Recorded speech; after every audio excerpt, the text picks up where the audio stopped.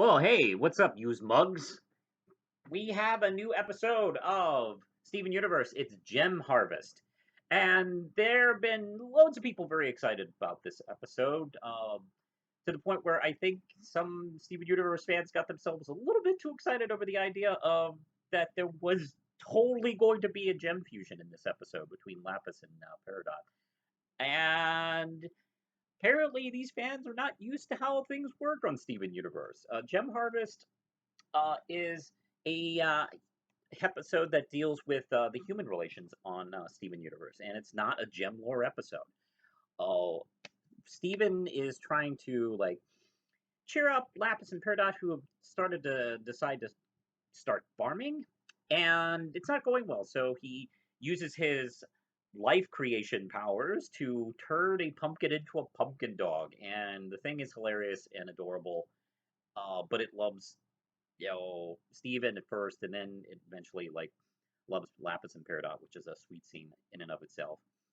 And that's when Andy flies in, and cousin Andy, who is kind of your typical conservative, loudmouth, obnoxious kind of type of character, and the kind you see at family holidays, and you don't want to really get into it, and you just want to enjoy your meal, enjoy Christmas or Thanksgiving or whatever.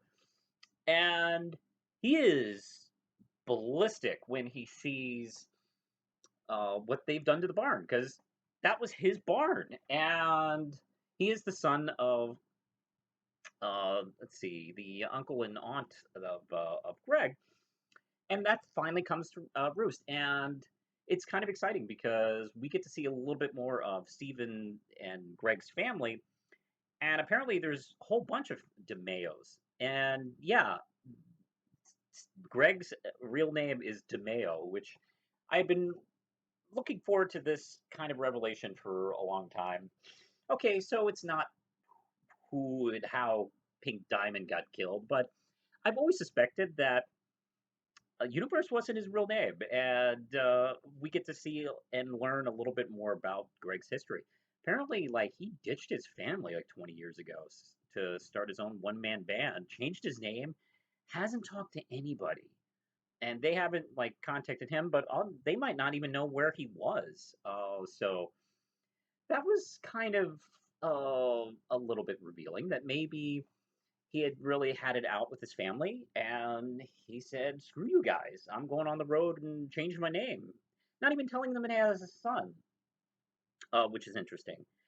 Uh, so yeah, Andy is of course abrasive. He's calling them illegal alien hippie Martians, and Steven is immediately uh, excited over the fact that he has another human relative, and he instantly wants, as usual, what Steven wants to do is patch things up and get over their obvious issues.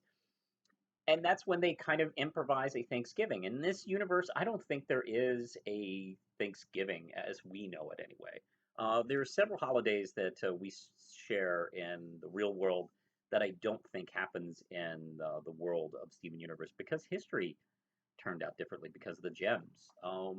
So things are different. And one of the things I liked about the episode, excluding Andy, is watching the gems connect with each other in this episode. And it's not too subtle. It's pretty noticeable that Garnet, Amethyst, and Pearl are sitting on one side of the table, and Peridot and Lapis are sitting at the other side of the table, who were once their enemies. And now they're friends. And now they're sitting and eating together, or not eating together. Gems are weird. And it's awesome. Just there's nothing major going on. There's no catastrophe or a situation. They're just being together and talking together and kind of relating to each other and joking, their past problems and issues. And it's a really lovely scene. And that's when, of course, we learned that the reason Andy had come to the barn in the first place is because the family kind of moved away and he kind of stayed put. And soon he was the last one left with nobody. So yeah, he's feeling kind of lonely. So that's a really wonderful moment. And Dave Willis plays Andy, and Dave Willis, if you don't recognize the name, you definitely recognize his voice. He plays Carl on Aqua Teen Hunger Force, and he does a whole bunch of different other characters. And he is hilarious in this episode. I spent almost the entire episode wondering, who the hell is this? I know this voice.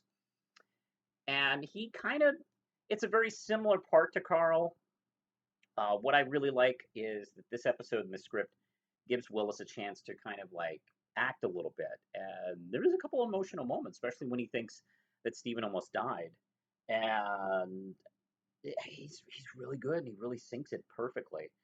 Um, I'm curious from where we go on now is how much we'll see of Andy. We'll definitely see more of him. They're not going to spend a whole half-hour episode with Andy and they're eating and just never see the character again.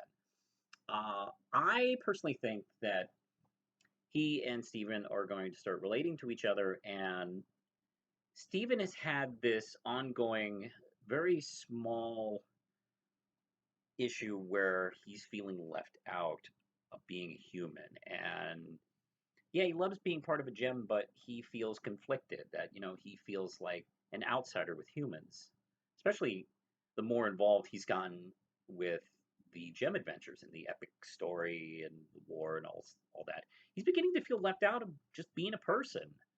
And I think Andy is going to kind of come in and kind of fill that hole that has been in his heart for, I don't know, quite a few episodes now. And we'll see what that does. I don't know if, I mean, this will cause him to like even consider turning his back on the whole thing, which would not be great because he's pretty important. So we'll see. And here's the thing: it probably won't even be anything like Andy will mean to do. It's just by nature of them together. This could steer the series into this direction. So I'm really curious to see how it goes. I really enjoyed this episode a lot. There's some really funny lines. Uh, Him calling the pumpkin dog a freak of nature is funny. Him yelling at Greg, "What do you mean you weren't technically married?" is hilarious. And of course, when he's trying to figure out like who married Greg and who do you have a son with, he naturally assumes it's Guarded, which is priceless because he mentions that she's the biggest one there, and like okay, Greg had an obvious type that everyone knew about, and it's really really funny. I also want to mention like Pearl has probably the best non-Andy line of the episode, where they they have this wonderful moment where they decide to like make Andy feel more at ease, so they decide to like grab a whole bunch of different celebrations, I guess, from a store, and they have a wedding cake with a whole bunch of different like people put on it, and they're like in straight couples, gay couples, just all over the place. And Pearl has this wonderful line about, since you like marriage so much, we thought we'd just marry each other, which is also very funny. And yeah, it's a really enjoyable episode. The colors, uh, the fall colors that they used in this episode are beautiful to look at. For an episode that really not too much like action oriented happens. It's a beautiful episode to look at, especially the Lapis chasing down the biplane sequence is just beautiful to look at. Just gorgeous episode. So I really dug the episode. What did you, the viewers at home, think? Let me know below and leave a comment. And hey, you can like and subscribe, all that stuff. I also have books that I publish. You can check out the links below. And if you think I'm interesting, follow me on Twitter. Because I'm okay. I'm not too bad. Well, I'm gonna get going. So I want to say, happy Thanksgiving, everybody.